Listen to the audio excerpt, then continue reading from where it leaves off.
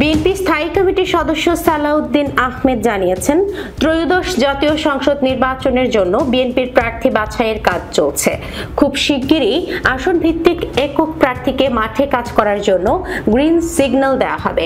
বিএনপির সর্বোচ্চ নীতি নির্ধারণী ফোরামের এই নেতা বলেন, বিএনপি একটি বৃহৎ গণতান্ত্রিক উদার নৈতিক রাজনৈতিক দল। প্রত্যেকটি আসনে আমাদের একাধিক যোগ্য প্রার্থী রয়েছে। অনেক আসনে 10 থেকে 12 জনের মতো প্রার্থী আছে।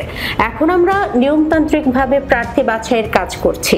খুব শিগগিরই আসন ভিত্তিক একক প্রার্থীকে মাঠে কাজ করার জন্য গ্রিন সিগন্যাল দেব, তবে সেটি অফিসিয়াল হবে তফসিল ঘোষণার পরে। শুক্রবার রাজধানীর গুলশানের নিজ বাসভবনে সমসাময়িক রাজনৈতিক বিষয় নিয়ে গণমাধ্যমের সঙ্গে আলাপকালে তিনি একথা জানান। এ সময় সালাউদ্দিন বলেন, জরুরি কিছু ব্যতীত এমন কোনো বিষয় সামনে আনা উচিত হবে না যা জাতীয় জীবনে নতুন সংকট তৈরি করতে পারে। নির্বাচন কেন্দ্রিক জোট গঠনের বিষয়ে বিভিন্ন রাজনৈতিক দলের সঙ্গে আলোচনা চলছে।